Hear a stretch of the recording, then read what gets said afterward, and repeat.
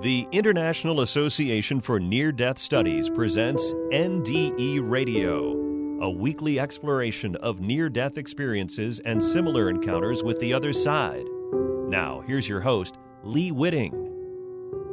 Welcome to NDE Radio with Lee Witting, whether you're listening on TalkZone, by podcast, through the archives of our ad-free shows on our YouTube channel, or connected through the incredible content of our Facebook page. After 40 years of public silence about his spiritual experience, our guest today, disabled veteran Scott Drummond, finally decided to share his NDE that he experienced at age 28. A filmmaker friend who knew Scott's story politely urged him to be filmed sharing his NDE publicity. And on YouTube, the film went viral, making him an international sensation with over 17 million views. While pronounced dead for 20 minutes, Scott experienced heaven and no longer fears dying. He now wants to share his experience to give hope to people who are struggling with the fear of dying, especially during today's catastrophes such as the Texas school shooting, the war in Ukraine, and the COVID-19 pandemic. Scott Drummond, welcome to NDE Radio. Thank you for having me, Lee. Oh, it's wonderful to have you. And it's wonderful that you're now telling your story. Scott, tell us a little about your life before you had your NDE. Well, I played a lot of sports when I was growing up, and I enjoyed them very much. I played all the way through high school and ended up being drafted into the Army. And when I went into the Army, I was blessed that I did not have to go to Vietnam. I was one of three in my group that did not have to go. I stayed and played sports, played basketball for the base team. Wow. And then I was fortunate enough to go to Germany, where I was support for the Vietnam veterans. And that's kind of where it all began until I went to work, came back from the military. Went to work for the Postal Service because that's what I was trained in the Army. Yes. And I was able to work 30 years for the post office and then retire. Oh, and you traveled all over the country doing that, didn't you? I was very fortunate. I got to travel around from the East Coast to the West Coast. Yeah. Writing manuals, was able to train people, and was enjoying my work life. Unfortunately, I was kind of on the wrong track.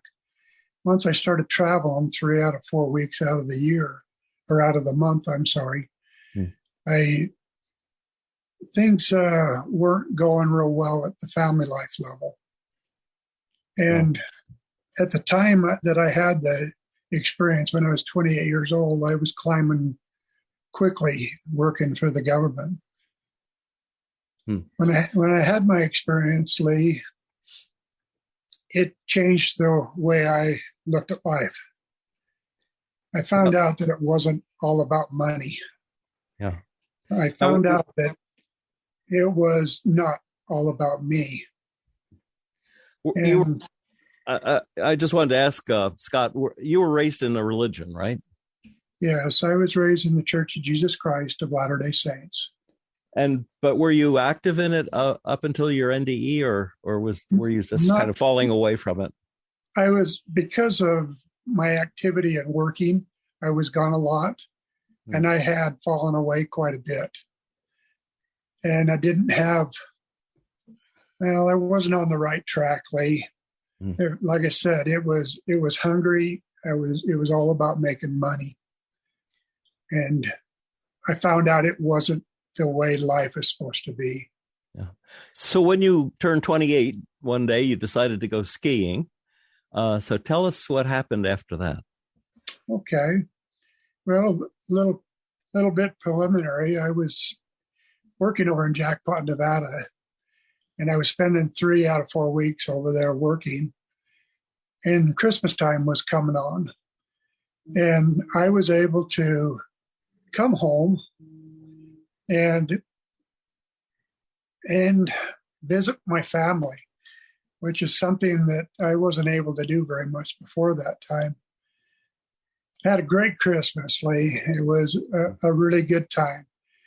But as I was sitting at that time in my life, I decided to be a little selfish and go skiing in Park City.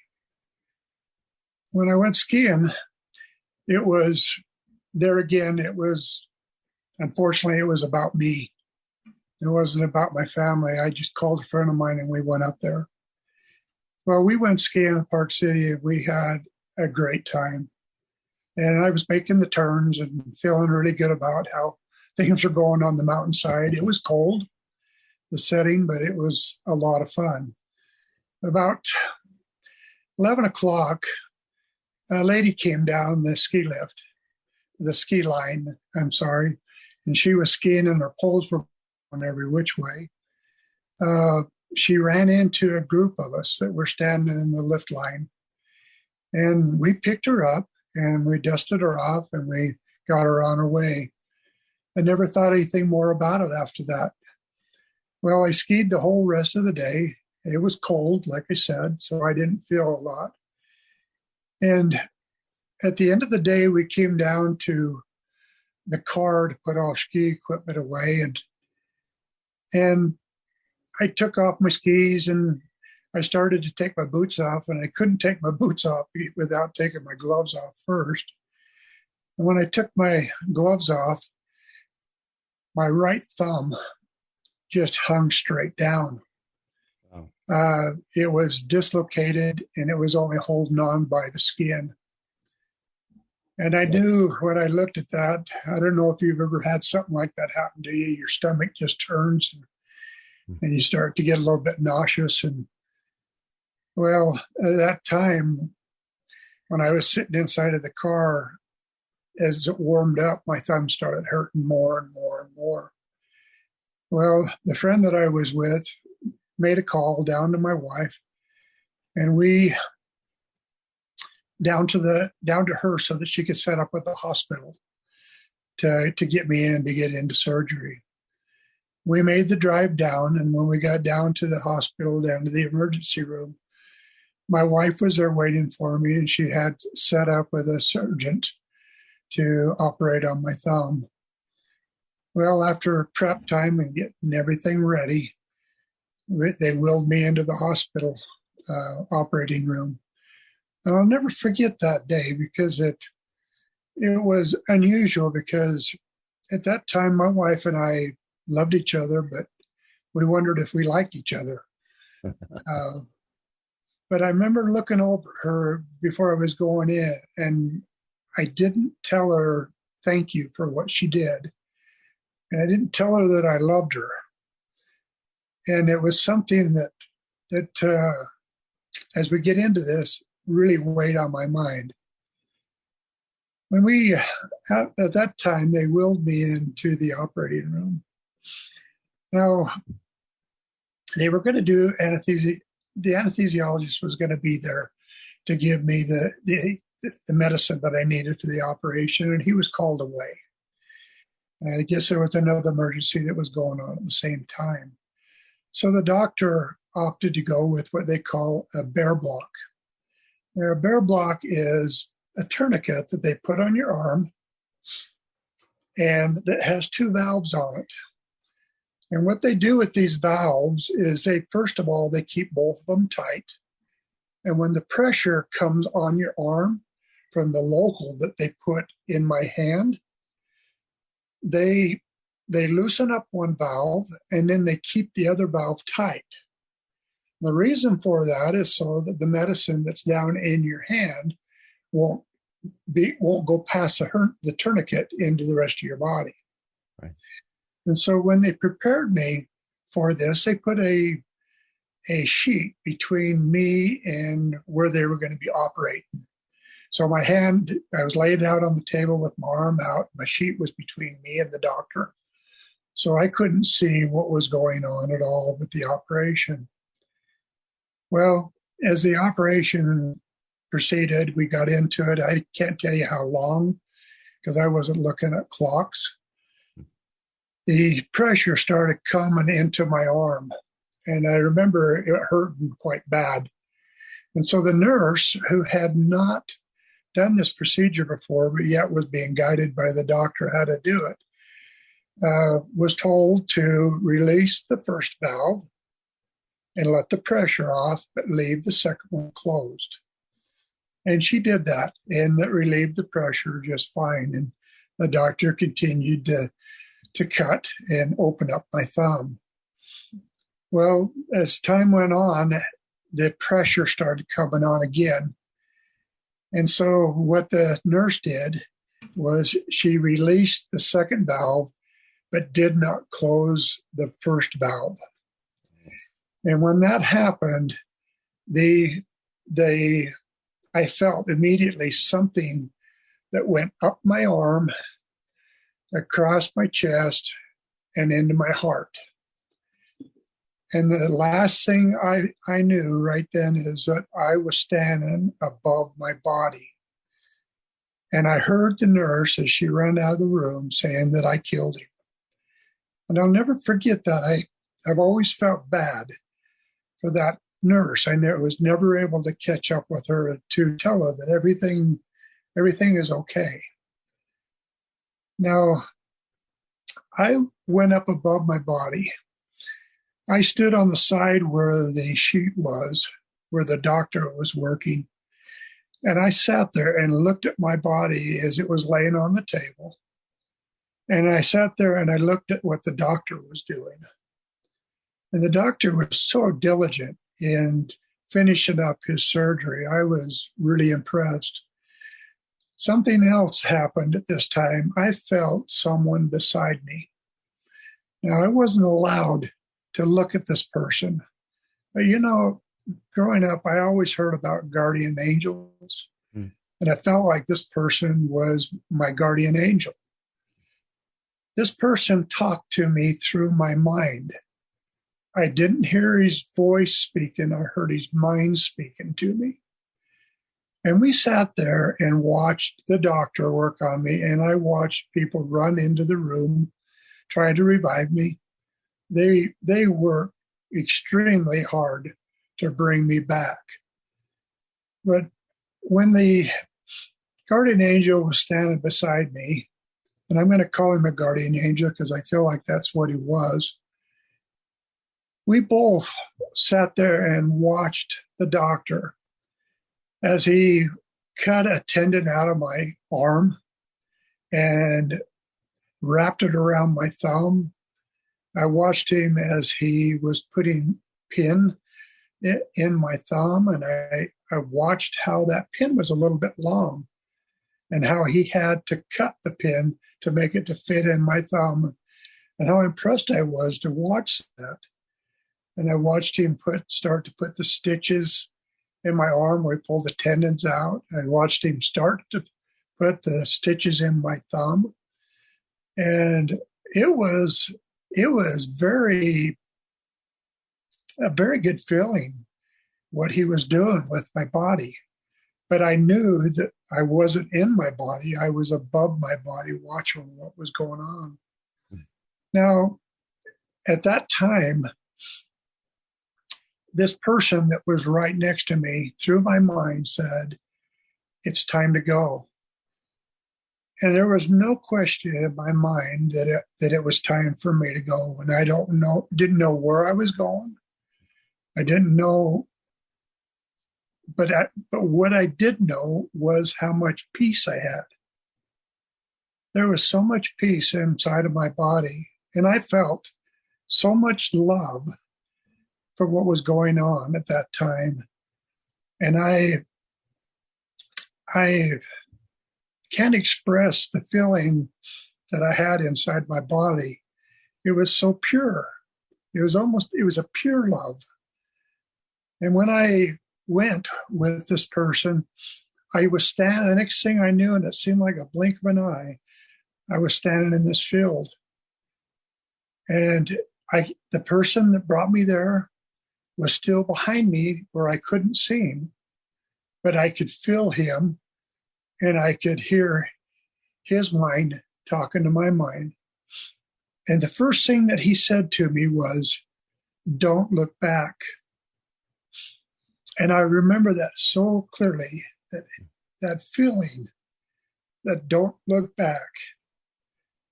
Now, where I was standing, to the left of me, the far left of me, were trees.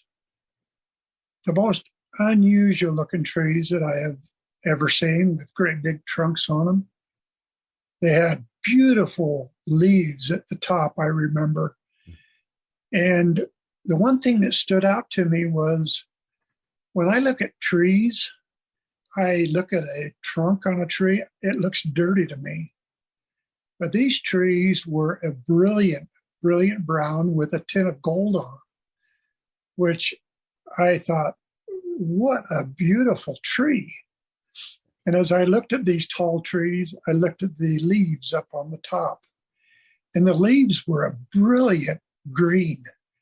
And when I'm talking brilliant, we see colors here on Earth in 3D. The colors that I was seeing 10 times that, they were just brilliant colors. And the leaves weren't all green. The greens were kind of multicolors. And they were just brilliant colors. And I'll never forget that. When I looked between the trees and where I was standing, there were wildflowers. Now, these wildflowers came up to about my waist, and they were beautiful. I've never seen colors like these in my life. And it's colors that I dream about today, being able to see every day I go out and see the flowers that are in my yard or in the area. The flowers were unusual because every one of the flowers were facing me. Now, usually when you see a plant, you have to walk around all the way around the plant to see all the different flowers. These plants were all facing towards me, including the leaves that were on the stems of these flowers. But these colors were so brilliant that it is something I'll never forget. But the other thing I wanted to say was these flowers also gave out love. Now, I don't know if you've ever had something that you really loved. And I don't know how to explain this, Lee. It was something so pure and so kind and so full of love that I could not explain it. I could not explain it. And I see this every day, and I still can't explain it. For the last 41 years, I've been seeing what I saw in this afterlife experience, and it's just unbelievable what I see. Was there any breeze blowing? I think you said that there was kind of a flowing motion to the grass. There was no breeze. And that was the other thing that was unusual. When wind blows, everything just kind of goes back and forth and waves. Yeah. But this flowers and the grass flowed. And now something else that really struck me when I was standing there was the grass that I was standing in, which was to the right of me and then straight in front of me, was all flowing towards me. Now, it was the grass was so full of love. And it was unusual grass because the stems were very green, brilliant green, but the tops were more of a gold color. And the only thing I can compare that gold to is when you see wheat in a field, and sometimes you see the light hitting them just right. They're a real brilliant gold color. And that's the only thing that I've been able to see that's even comparison to what I saw with that grass. Wow. Now, that person that was behind me, all of a sudden, Lee, let me tell you one more part. Okay. In front of me was a cloud. Now, this setting was kind of a panoramic type setting. It wasn't, I was standing in a field, but yet the cloud wasn't very far in front of me, but I could see a long ways to the left and I could see a long ways to the right, but I was not allowed to look back. And this cloud was brilliant. It was, the only thing that I can describe is it looked like a pearl color.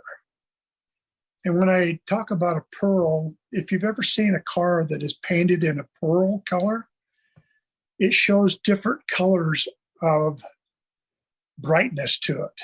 There's a little bit of pinks and floral colors, and it's just brilliant colors. But in this cloud, through the cloud, and I'm going to give you kind of a demonstration here. If you ever looked up in the sky and saw the sun showing down through a cloud, and you see the rays that are coming down out of the cloud? Yes.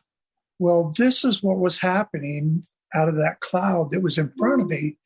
But instead of going down like through a cloud, it was actually coming towards me. And those rays were showing rays of love.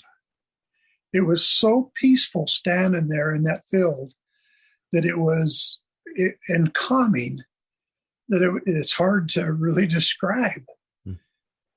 Now, going back to this person now that was standing behind me, all of a sudden I felt his presence disappear. And I knew that at that time I was there by myself.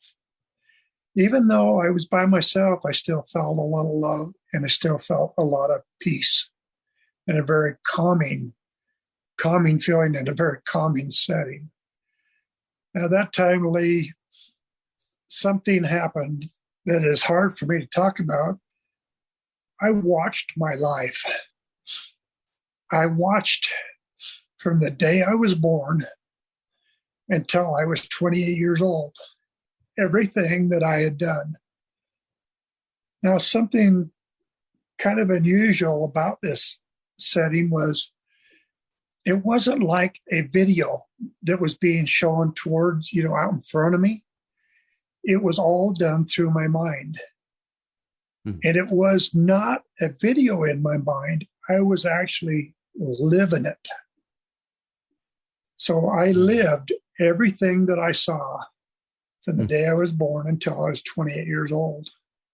An experience that I will never forget. Some things were good. Some things were bad. Some things that I wasn't very proud of. The things that I wasn't proud of is the way I treated people and how I was at the point in my life where I would do about anything to get ahead in my work.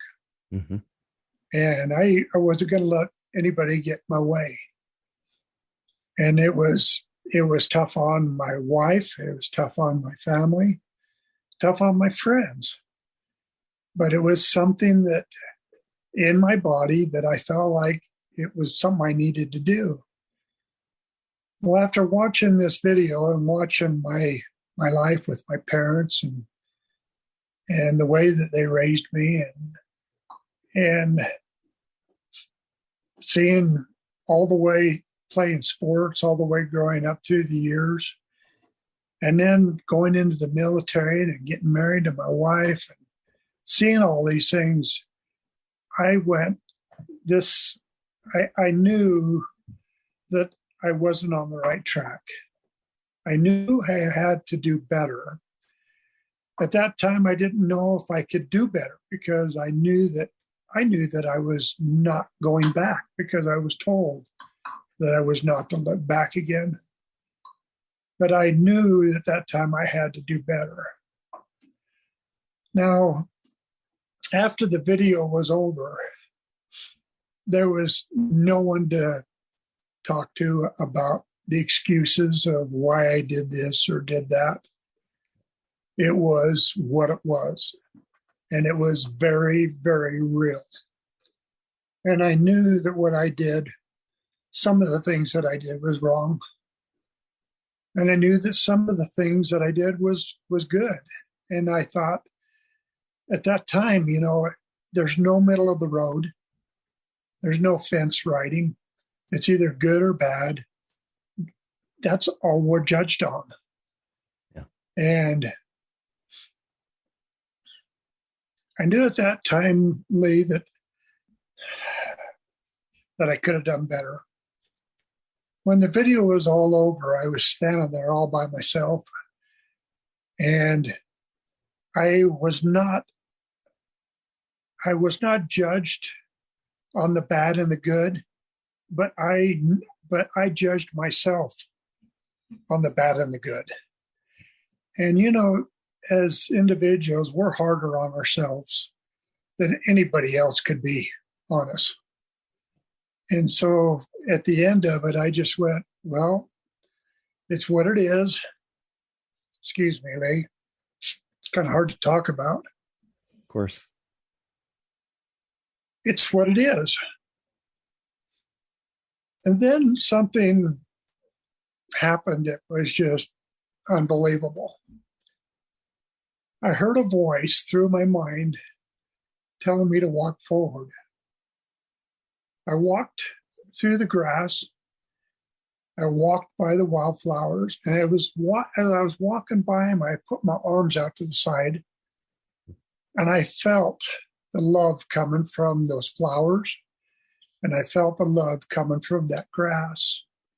And one thing that was so apparent to me was the grass was actually following me, turning towards me as I was walking up to that cloud. And the flowers were following me as I was walking up to the cloud. Wow. Now, when I got up to the cloud, like I said, it was just a brilliant, brilliant pearl color with the rays just coming out of this cloud towards me as if to wrap those rays around me and fill me full of love. Well, the next thing that happened when I got up to that cloud was an arm. This much of the arm, Lee, came through the cloud. Now, when that arm came through, I looked at it and I studied it. I don't know why I did that, but it was just for me, it was a natural reaction at the time. And I looked at that arm, and the unique thing about looking at that arm is I didn't see color. The color was, it wasn't black, it wasn't white, it wasn't yellow, it wasn't red. It was just a brilliant, it was just brilliant coming through that cloud. And he put his hand out like this in a cocky motion, and I went to reach for that. And I reached as he was pulling it back. And he pulled it back and he said, "It is not yet your time. You have more things yet to do." And I'll never forget that. I repeat that word for word every day for the last 40 plus years that happened, because it was something that just stood in my mind so vividly my whole life. And this past 41 years, I see that. I see those flowers. I see the grass. I see those trees. And I try to emulate that feeling that I had while I was standing up in that field. Now, when that arm went back into the cloud, and again, the most brilliant cloud I've ever seen, a pearl color. The next thing I knew, I was laying on the table in the operating room. Now, at that time, they'd finished with the operation, and they were just starting to wheel me out of the operating room. When I went back into my body, I had one of the biggest wars that I have ever had with myself. I'll never forget it, because I did not want to come back. I had felt something in my life that I had never felt before. And it was the pure love of Christ. I felt like he was there to greet me. Now, that voice was so familiar. I'll never forget that voice. And the guardian angel that took me out there, I'll never forget that voice, because I'm going to hear it again someday. But that voice that was so full of pure love was something that I look for every day of my life. Now, when I was underneath that sheet, which they had pulled over my head, I started moving all over the table. And the doctor must have just totally freaked him out, because they'd already pronounced me dead for 20 minutes. They started wheeling me out in the hallway, and my wife was out in the waiting room. And the first thing that doctor did is went to my wife and told her that we brought him back. Everything's okay. Everything's okay. And he tried to calm my wife. Well, to be right up front, my wife didn't even know what was going on, she said. But the doctor, I guess, was white as a ghost when I came back to life. And on my chest was a paper saying that they had pronounced me dead for 20 minutes. Wow. Now, Lee, I kept this inside for 40 years. And every time I go to talk to somebody about it, I felt like either they did want to listen to me or they couldn't believe what I was talking about. But until Wes walked up to me on the trail that day, I had planned on taking this story to my grave.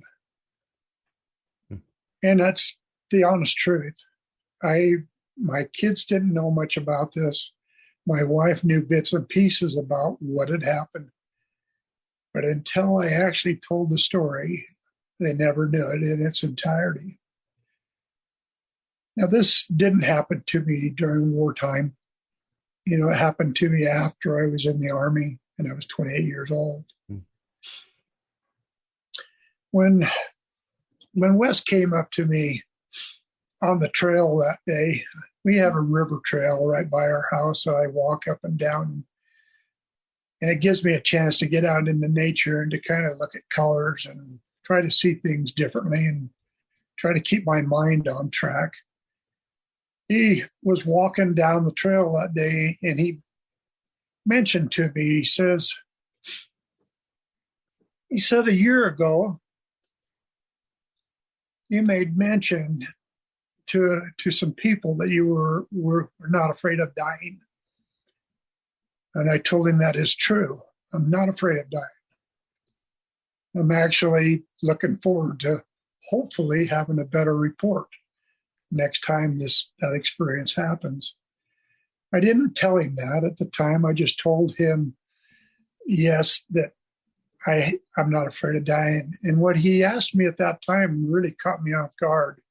It was never anything I had ever experienced or ever thought it would happen.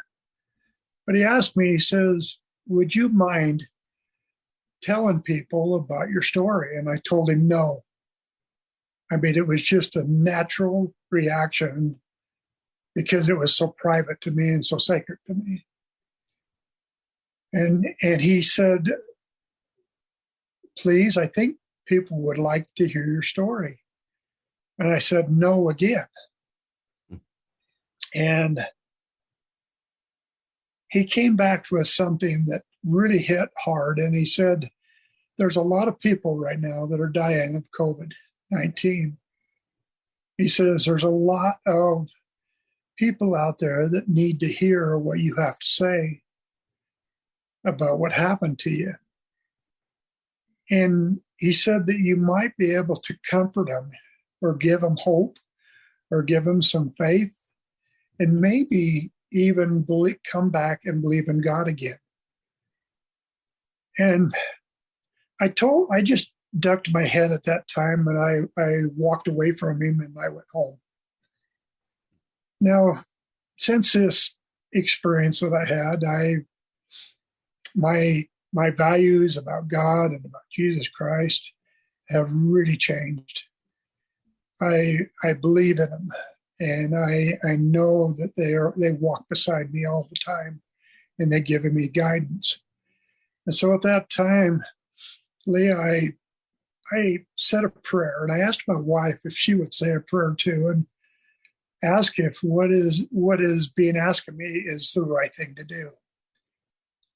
And it came back so strong that it was time for me to tell my story. And I kept thinking, why can't I take this to my grave and know that hopefully it helped me be a better person. And it wasn't. The thing that came back to me, Lee, was it was all about the one. And I remember that so close and so vividly, because in that, the way it was said to me was almost the way that it was said to me, don't look back, when I was standing up in that field. And it came back so loud and clear that it was all about the one. Now, thinking about all about the one, I thought, how can I affect anybody with my story? And it came back again. It's all about the one person that you might be able to help with your story. And it was so loud and clear. And I talked to my wife about it, and she felt the same way. She says, maybe it's time. Maybe you were saved from your experience for this time, this date, to come out with your story because of what was happening in the world. And I called Wes, and he set it up to where I could be filmed. And before I went in, I said a prayer. And I asked my father in heaven, I said, if you'll help me through this, I'll do this. If you don't, I won't be able to do this. Well, this has been almost 2 years now. And the things that I've been taught in the last 2 years have been so humbling. I've been able to talk, Lee, to people all over the world about their experiences. And I was shocked at how many people around the world have had experiences very similar to what mine is. And how through Messenger, we've been able to talk to each other.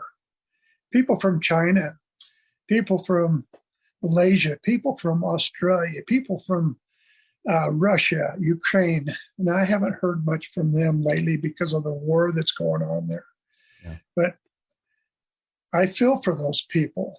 Had one of the best discussions I have ever had with a military person from Anchorage, Alaska, that had just come back from Afghanistan from fighting in the war, and how his PTSD was really affecting his marriage and his family life. You know, it's experiences like this that has made that all about the one worth it in my life. I haven't done a lot of podcasts because I'm a very private person, Lee. And this experience is still very close to my heart.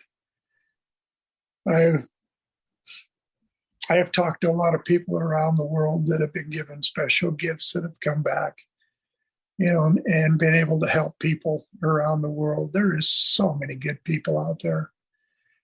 You know, being able to talk to people one-on-one at several times in the middles of the night And because time changes are so different around the world. But to hear their hearts, it's if I know them. And I have to turn these things over to my Father in heaven because, I don't have all the answers. I can't tell them how to change their lives. But what I can tell them is that my Father in heaven and Jesus Christ has really helped me through these last 41 years. I'm a very blessed person. I've had, fortunately, sufficient for my needs. And my Father in heaven has blessed me in a marriage that when I was 28 years old until now, for almost 48 years, we've had a great marriage.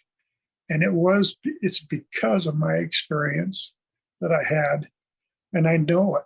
And I feel so blessed to be able to come back, get to know my family. In fact, I wouldn't even have known my youngest daughter because she wasn't born at the time. But we have 4 beautiful kids and 12 grandkids. And I've been able to be with them and love them and enjoy their lives. And hopefully I've been able to be a kind person to them and be a good example to them.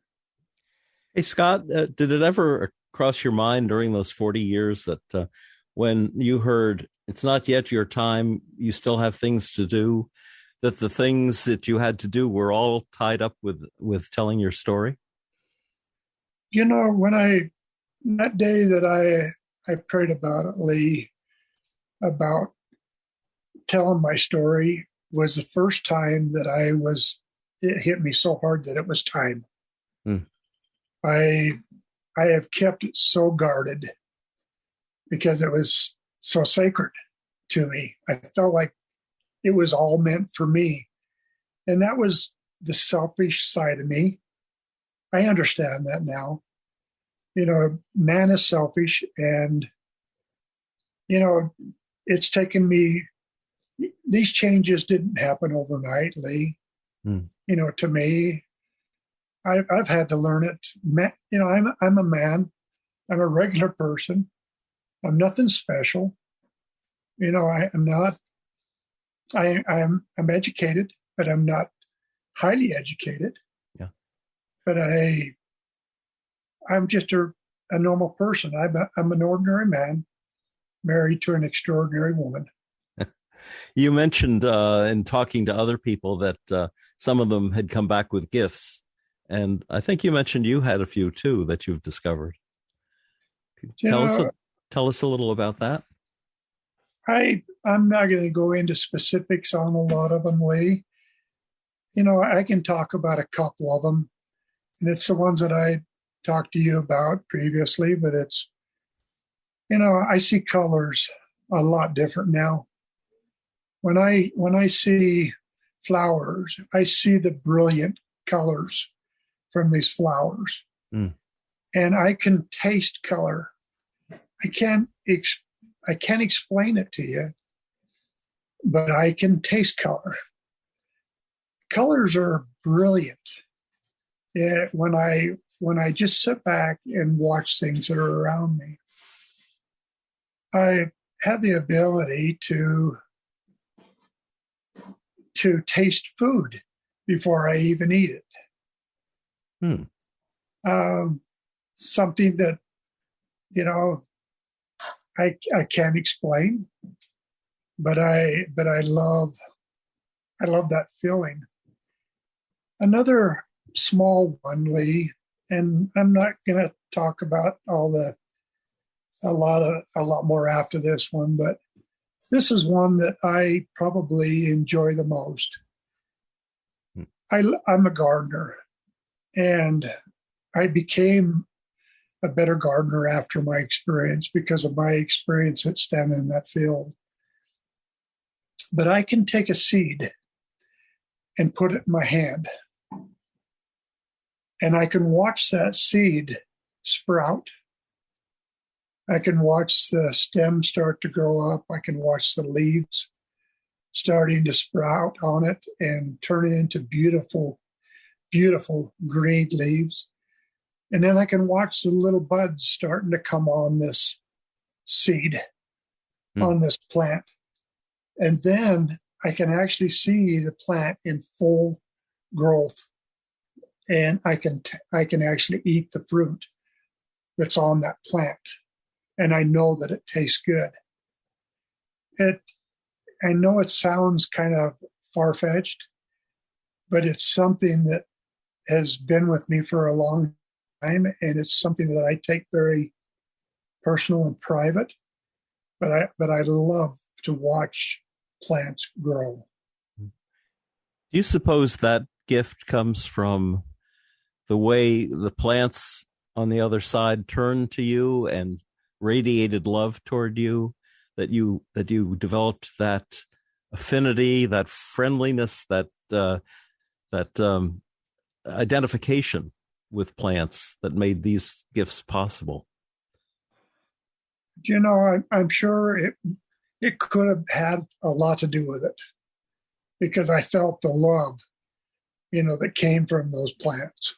And I know that I feel that love that I get to share with my plants, and because I get to nurture them, and I think that standing in that field, very possibly I could have had that nurture. That's probably the same kind of nurture we are supposed to be providing for each other. I think so, Lee. Yeah. I really do. We're all here to help each other. We can't make it on our own. As much as we try, we have to have others around us. I always believed after that day it took an army to raise my family. and luckily I had a very good army, because every one of my kids have sure been good kids. You're in the process of writing a book. Why don't you tell us about that? Well, this is something that I never expected in my lifetime to do. I've been retired since 2005. I was fortunate to retire after 30 years. And since 2005, my wife and I have done a lot of traveling, and we enjoy traveling and being together and seeing our kids wherever they're living. And one day, a young lady by the name of Sandy Ponton, who is a ghostwriter that lives in Forks, Washington, came to me and wanted to write my story.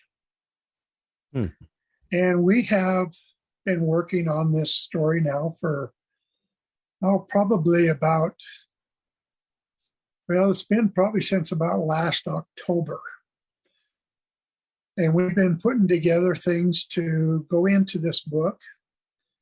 We're not quite finished with it. I'm working with an agent out of Washington, D.C. that has given us some great advice on what we need to do for this book. But it's a book of what happened to me during my younger years leading up to my experience, and then those things that I've learned for the past 40 years. And we're excited about it. Every time that she flies down here and we meet, it's a new experience.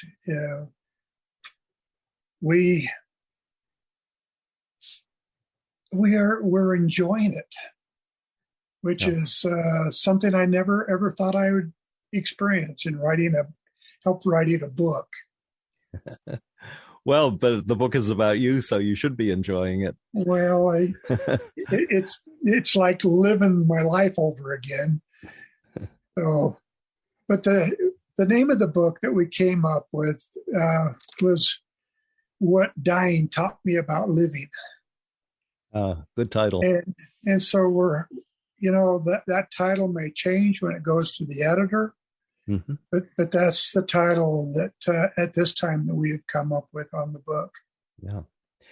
Now, another thing, you and I are going to be part of the IANDS conference in the fall on Labor Day weekend is in Salt Lake City, near where you live.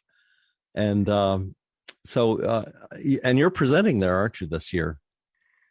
I was kind of caught me by surprise because I'm not a doctor or, a psychologist or, someone that studies these kinds of experiences. But Lilia, who works with NDE Radio, helped me with an application to put in to speak at this conference. She felt like it was something that I needed to do.